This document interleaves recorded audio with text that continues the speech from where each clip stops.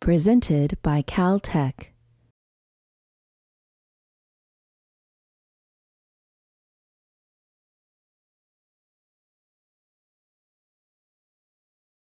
It gives me a great pleasure to introduce Dr. Roger Malina, who is going to actually go through the story of Frank Malina and many other aspects of his life as a scientist and artist.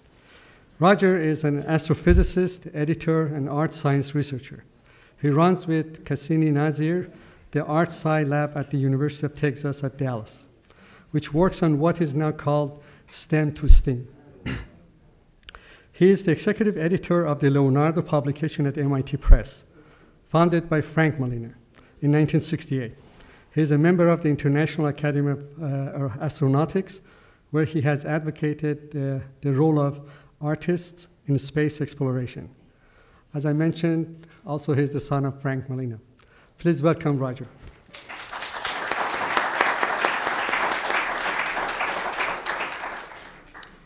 Thank you, Maury, and thank you for coming this afternoon. I know how busy all your lives are since I teach at University of Texas, Dallas, and we're all squeezing in things all day. I just wanted to thank a couple of guests today. Joan Feynman, who's here in the front row. Well, Joan, thank you for coming. And Frances Arnold, who, as you know, is now struggling with her email overload. Congratulations. So today I'm going to give a rather personal account of Frank Malina, who, as you all heard earlier, did his PhD here and went on to co-found with colleagues from GALCIT a jet propulsion lab, but also Aerojet General Corporation. And so I don't know what Maury thought I was going to talk about, but I gave my title, Leonardo is Dead, Long Live the Leonardos, because I originally met Maury at a conference with medieval scholars, and I will let Maury explain why he and I were at this conference with medieval scholars, except we did discuss Leonardo da Vinci a lot. And here, obviously, the irony of my remark is we live in the culture where we know how to honor individuals, but not groups very well.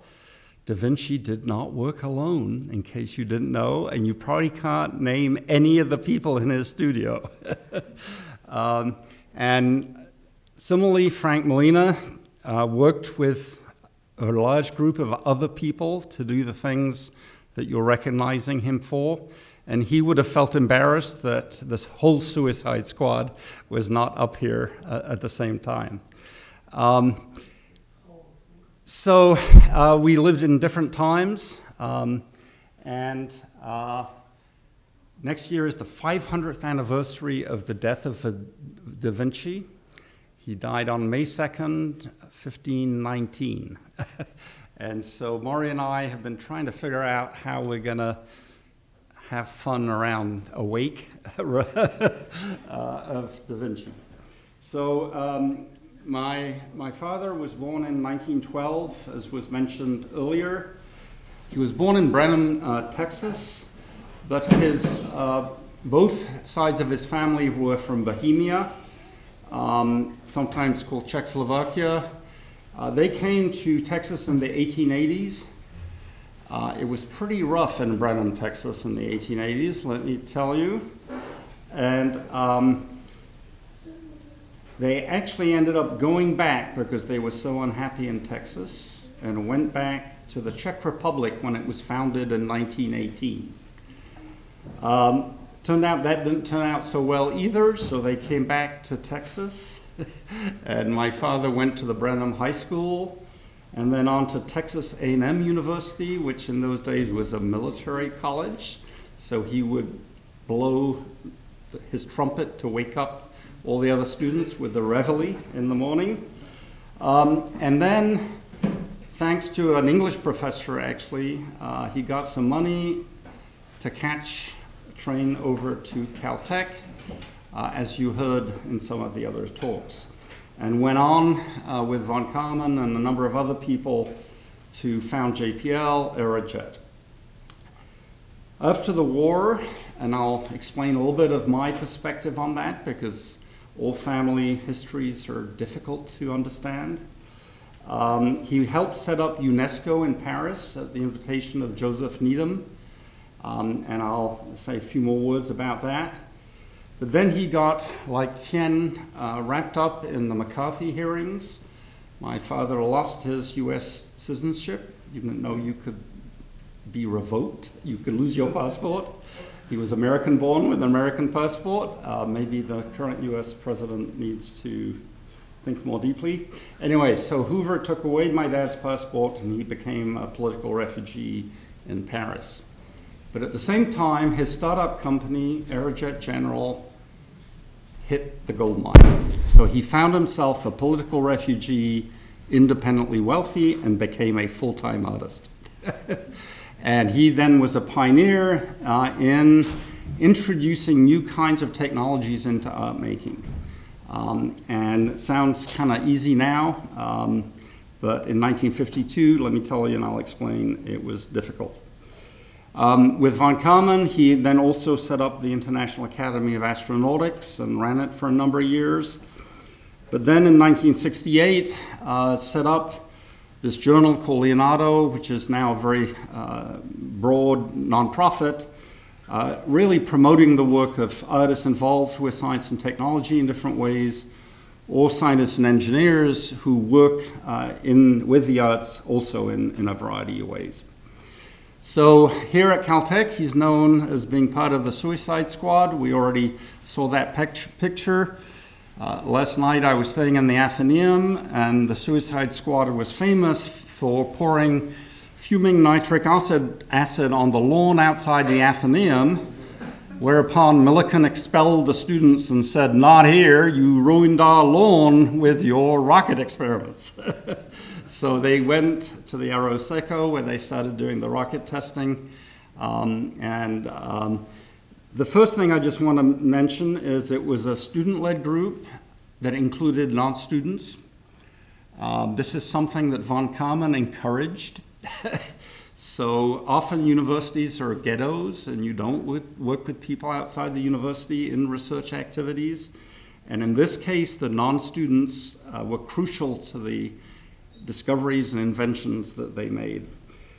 They went on to start up companies, and as someone mentioned, Elon Musk, you've got nothing to do that's new. They did it first.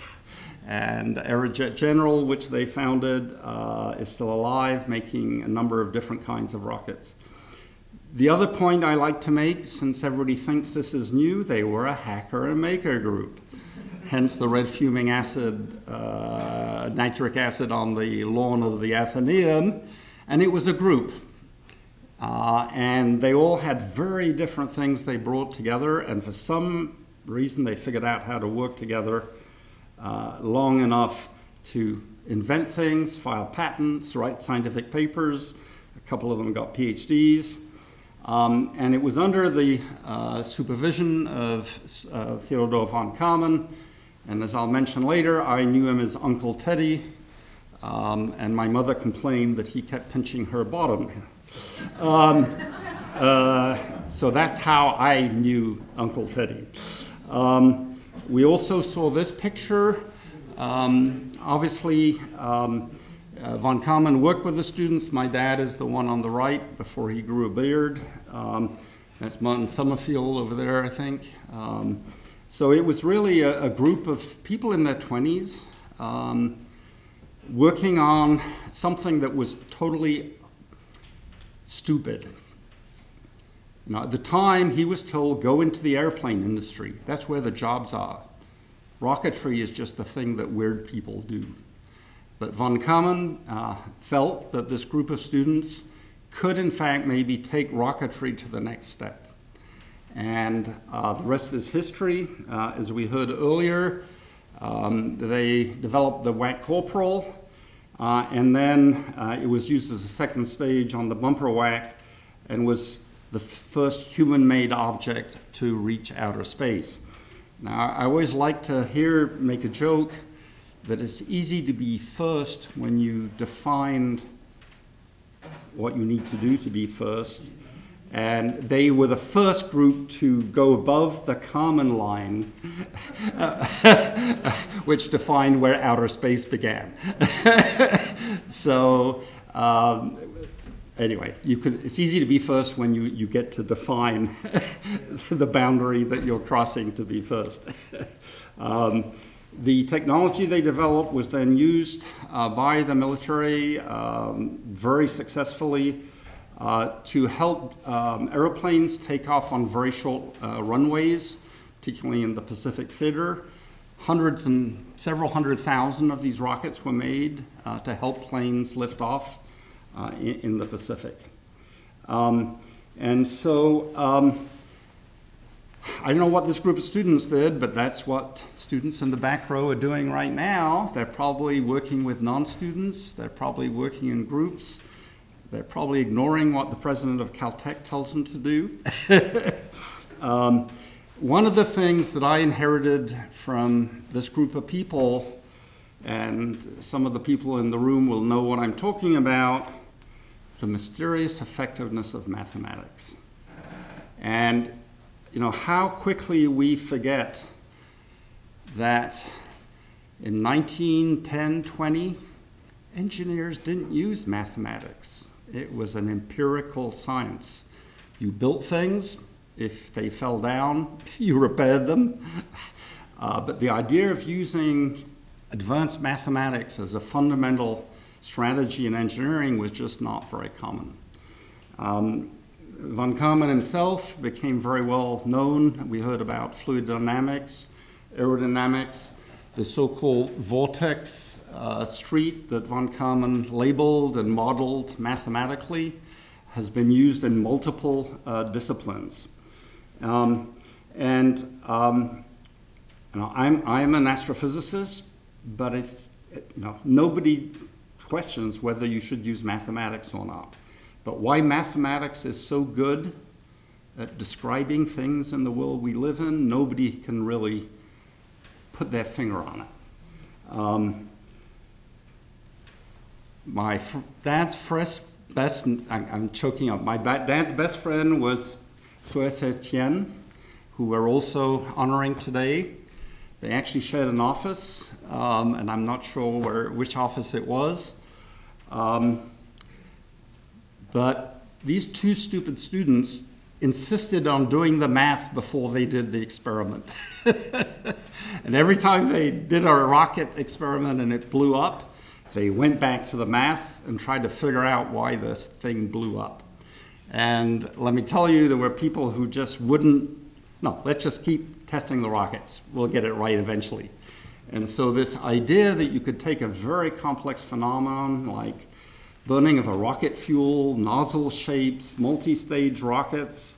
There they were as good Caltech students locked in an office, going out to the Arioseco, blowing up things, and then coming back and saying, let's check the math again. And that's something I picked up from my dad, who picked it up, obviously, from von Karman. Okay, the other thing that I picked up from my dad is a high tolerance for strange people. And universities hate strange people. You know what I'm talking about. In this case, my dad's good friend was Jack Parsons, who was working in a LA explosives factory. He was an amateur chemist. He had no degree, but he was amazingly good at figuring out how to mix chemicals together. And he and my dad invented and patented some of the most important patents in solid rocket motors. But, and I won't go into it, as you know, Ridley Scott just released a series of films called Strange Angel, which is also known as Sex and Rockets, and I don't want to talk about that. But it was strange people. But one day, Jack and my dad were sitting in GALCIT, and on one of the other buildings, they'd been having trouble. They were using black powder in their rockets, and they kept blowing up, especially if you tried to store the black powder for a long time. It would develop cracks in it, and then when you lit it, instead of the rocket going up, it would just blow up. And they were sitting there in this office, in GALCIT, and Jack looked out of the window, and there was some workmen pouring tar over the building. They were fixing the roof. They were pouring liquid tar, and it was solidifying. And Jack said to my dad, "Holy shit, why don't we use it in rockets? We can pour it in liquid, it'll solidify, and then we'll fire it." And so the rest is history. So they figured out how to combine oxidants with tar and built stable burning solid rockets. So basically, for them, the aha moment was working in an office, having experimental failures, looking out the window and noticing something that had nothing to do with rockets until they used that idea. And obviously my dad didn't quite tell the story this way, but he told it in a number of different ways. But certainly this tolerance for strange people was something that I inherited from him. And so some of the people I met in our living room, you would not find in a university PhD program. But some of them had really good ideas. And it's interesting, if you read the book Sociology of Philosophies by Randall Collins, he looks at schools of philosophy of over 2,000 years. I hate to tell you, it's not good ideas that win in the long run. It's office politics that does. A few people in the front row there are chuckling.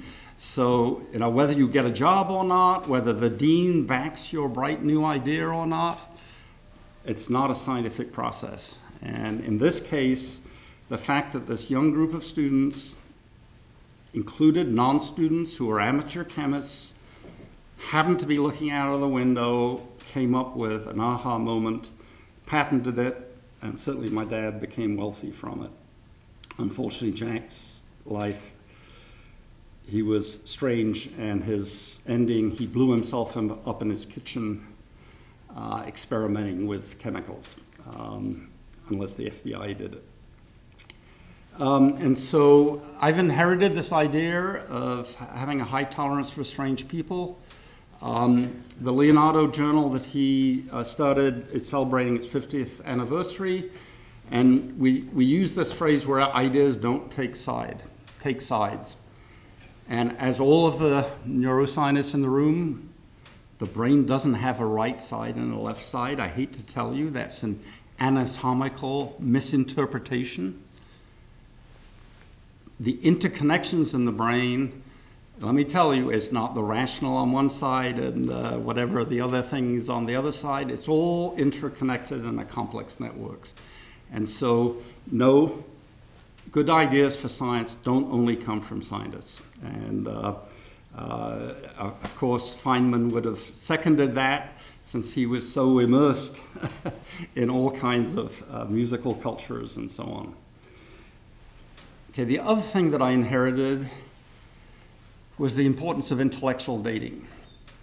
And von Karman and my father were from Central Europe, and probably all of you know that in the 19th century, salons were some of the places where the most important work went on. I don't think this is what the salons in Pasadena exactly looked like, but von Karman and his sister Pippa would welcome all kinds of people in their living room, university people, non-university people. Ray Bradbury, I don't know how he got invited to that salon. And so in that environment, people who had overlapping interests met and ended up working together. And so that Central European sort of thing about the salon, which doesn't happen very much in our culture, was very much something that von Karman instilled in the group of students that he had, of socializing with intellectuals that happened not to be at the university, happened not to be engineers. And I certainly inherited this. So this is one of the student parties in Pasadena. I think that's Jack in the background. I think that's my dad's first wife, but I'm not sure. And so the idea of enabling contact across institutional, social, and disciplinary boundaries was just part of the creative method that von Karman instilled, certainly in my father. I don't know whether Qian continued that habit in China when he left. And this is my father's living room in Paris, where I grew up. Bucky Fuller would come through, C.P. Snow would come through. I mean, it was an artist's studio, but it was a place where Russian astronauts came through, Chinese academicians came through. I didn't know this was not normal until I got much older. And so I've been talking about this as intellectual dating because of the tragedy of the internet. We all thought the internet was going to connect us all together and it was going to be wonderful. I was part of that generation in the 1980s and 90s. The global village. Boy, we didn't create a global village, we created a global, I don't know what to call it. So this just gets me into a slightly connected issue. GALCIT has an amazing history of inventions and discoveries. And part of that is the culture of the group of people that comes through here, the testimonials we've been hearing during the day and so on. One of the things that clearly was part of my father's life was this very hybrid existence. His father was a butcher and a music teacher. Talk about interdisciplinary. I don't know whether the butchery helped him in the music, but my grandfather was a butcher and a music teacher. And so there is evidence, and I know we have the president of the American Academy of Engineering here, so happy to debate it. There have been studies, in particular by Robert Root Bernstein, longitudinal studies of the most successful engineers in the United States. And the basic question is, apart from working on campus, what other activities do you spend a lot of time on? Raising your kids, I did a lot for a while. Cooking, I do actually a lot of cooking. I write poetry, I do a lot of that. Most scientists consider those activities a waste of time. They should really be in the lab longer and focus, drill deep, not get distracted. Well, I hate to tell you, if you look at these longitudinal studies of scientists and engineers, it's like a factor of 2, 3, 4.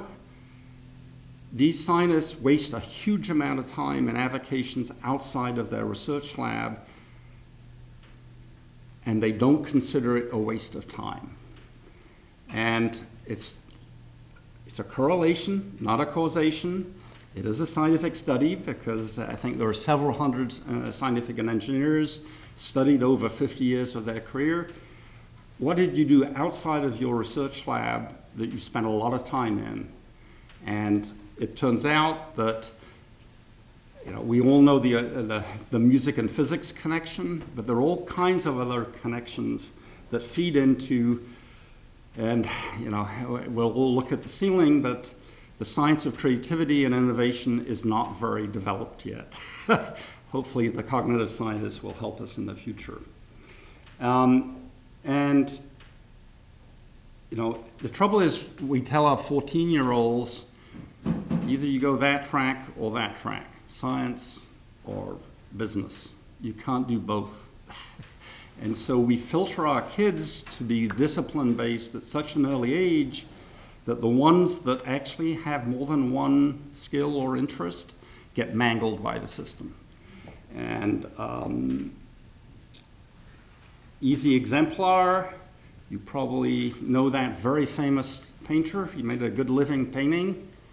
It's a rather nice painting, actually. Oh, he happened to invent the Morse code. Oh, he happened to be a hybrid. He had a full-time profession as a painter, but let me tell you, when he invented the Morse code, he went to town, and everybody used it for a long time. My colleague, Lisa Randall, who's a theoretical physicist at Harvard, works on string theory. No booze in the audience, because string theory is hotly debated. But she does multimedia operas to try and express the ideas in string theory, not for science outreach or education, but try and get these concepts across to other scientists. And let me tell you, if you're not a string theorist and you're dealing with 9-dimensional structures, good luck. And so, very interesting that there are now a number of people who are quite visible. Other ones, Ken Goldberg, a very successful industrial engineer at UC Berkeley, was one of the pioneers in nano art. He's made the smallest buildings ever built, piling one atom at a time on each other. And I think he even uses mathematics. Victoria Vesna and Jim Jimzewski at UCLA, they work on nano art, mimicking nanostructures at larger scales. And I was on a PhD committee for François-Joseph Lapointe.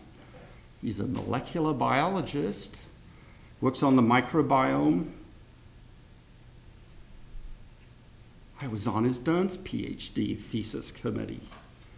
And let me tell you, if he gets a Nobel Prize, I have no doubt that his Dern's practice and in what's called embodied cognition in psychology will be a contributor to his scientific success. He is so, he's amazing.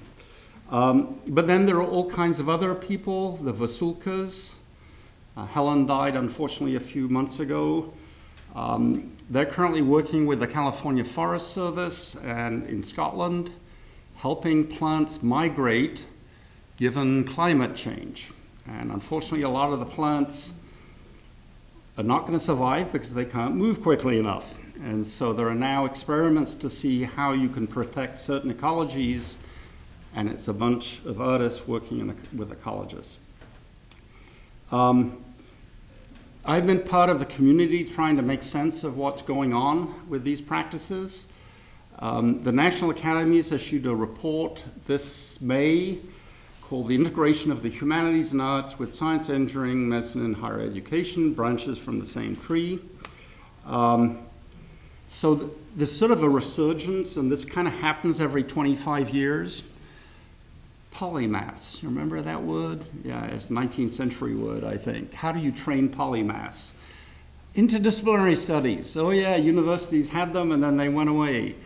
And so as we develop the disciplines, which we need to do, let me tell you, as an astrophysicist, I know how to build a best goddamn telescope by really using the best engineering and ray tracing and optics. But we also need places which cross these when it's a good idea.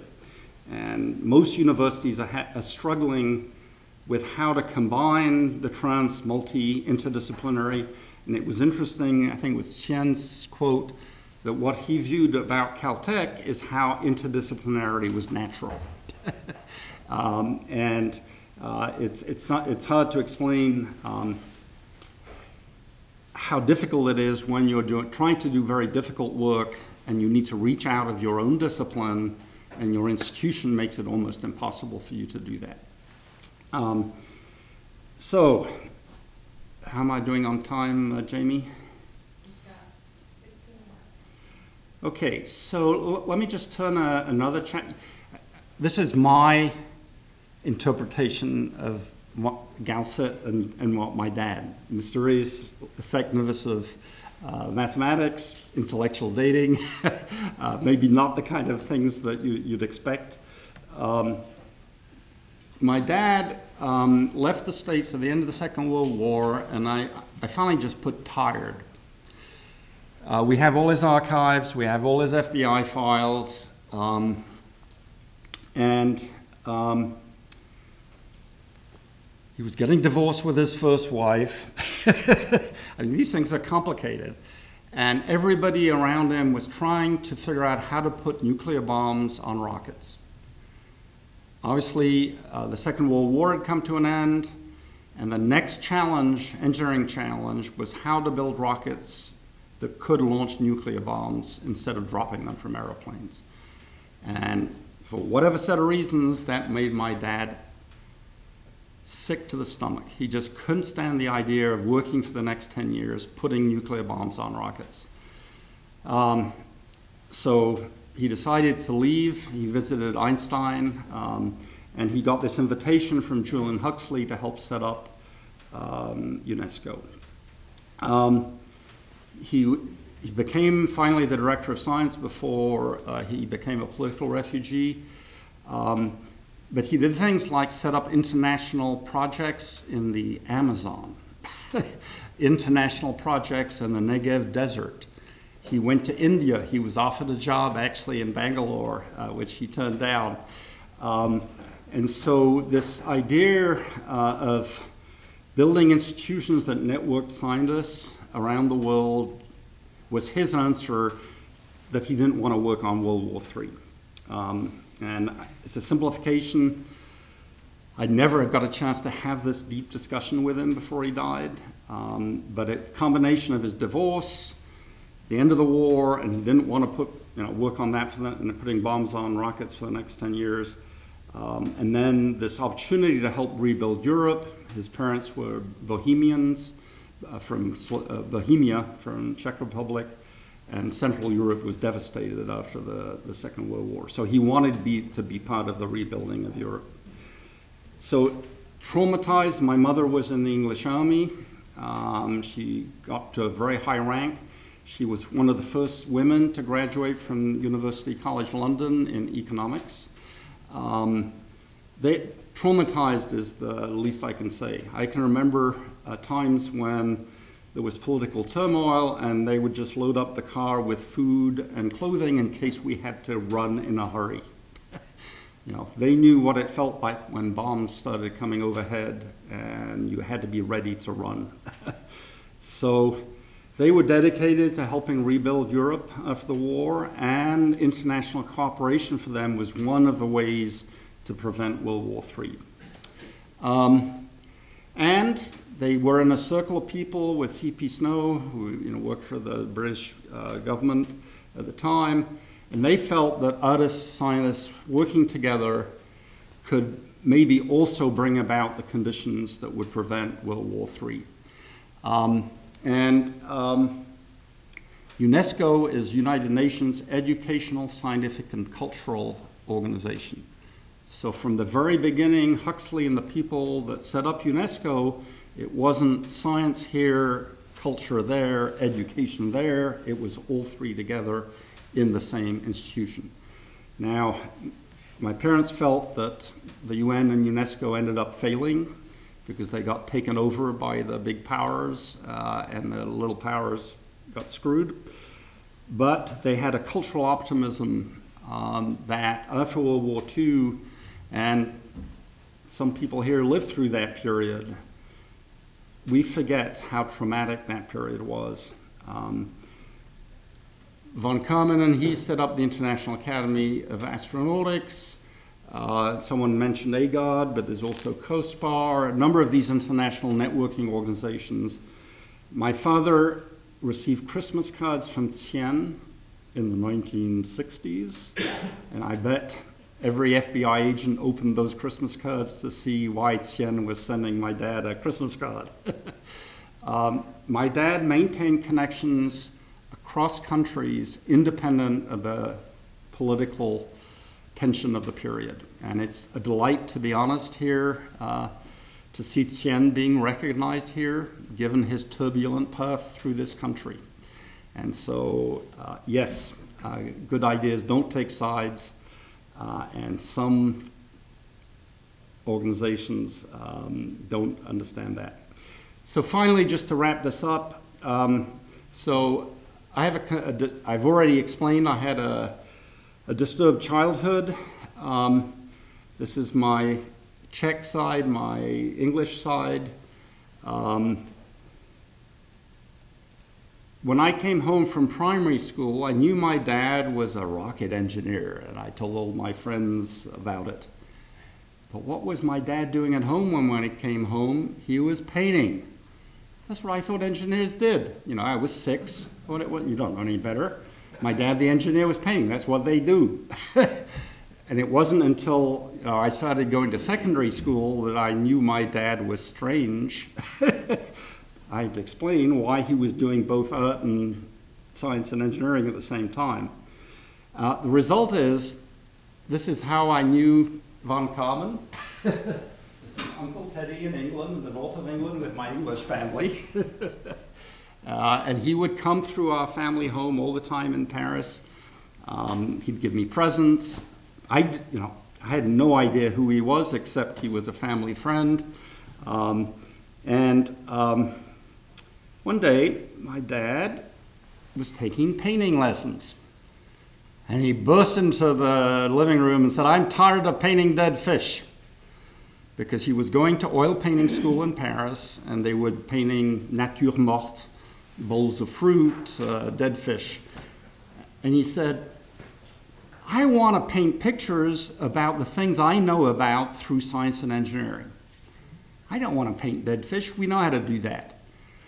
How do I make artwork about things under the microscope?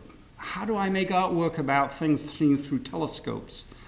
How do I make artworks about electromagnetic waves that our body cannot detect? I'm tired of painting dead fish." And so he set about building new kinds of art making so he could express artistically what he knew through all the things that all of us use. You know, fMRI data. You know, how do you express that artistically? You always like to say our senses are filters, not windows on the world. Our senses exclude almost everything going on in this room, except what we need to do to meet each other, eat tonight, get married, have children, and then the rest of the information in this room is irrelevant. And obviously scientists know this because we've now expanded the way we can study the world, an instrument a minute, because our senses are badly designed to understand the world. And there's so much going on that has nothing to do with our scale.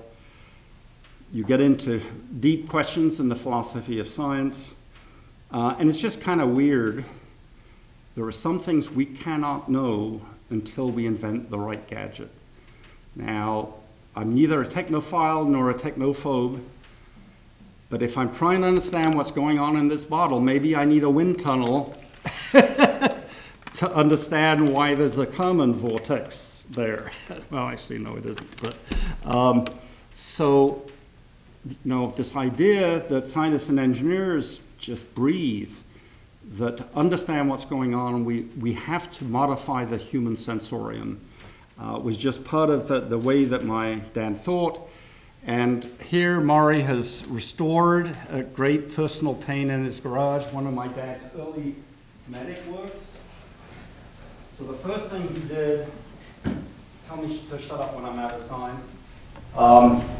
So he was making these paintings, and he started using the moire effect, grids of wire. And he said, "Oh, leave it off so we can, oh, maybe I can enhance the effect by putting light bulbs in it." About an hour later, the painting started burning. "Ah," he said, "now I know why artists don't put light bulbs in their paintings." That Christmas was the first Christmas, we had Christmas tree lights on the Christmas tree. My dad was sitting at the living room table, looking at the Christmas tree with these blinking Christmas tree lights. And he said, "Oh, the tree's not burning." He went and took off the Christmas tree lights off the tree and put them in the painting. And so the first paintings were like this, but with Christmas tree lights inside blinking. This one is a little bit different. And then he just started incorporating movement, motors, and figured out how he could make artwork okay, I think I'm out of time, Jamie? Yes. So let me just stop there. So it's a little bit of a different narrative, maybe than you expected, but it all started here at GALCIT, thanks to Von Karman. His aha moment on the Christmas tree was like Jack Parsons' aha moment with the tarmac on the roof of the building next to GALCIT. So keep at it. Thank you.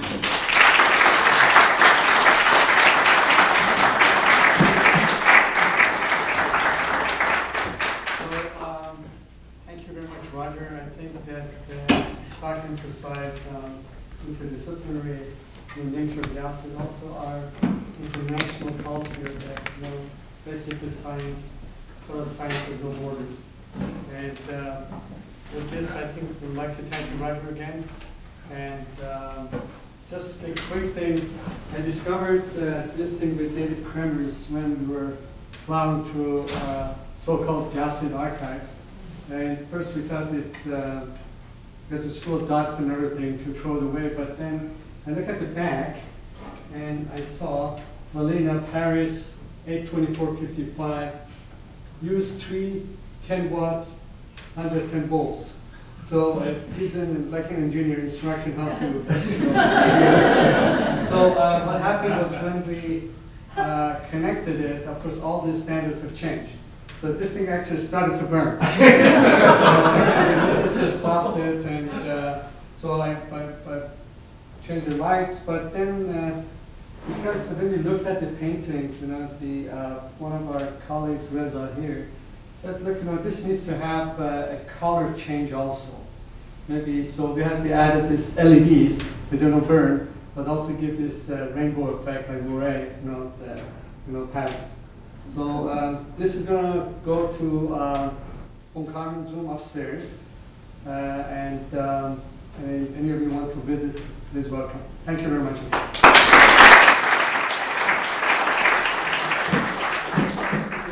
Let me just make a final comment. Thank you for restoring the work.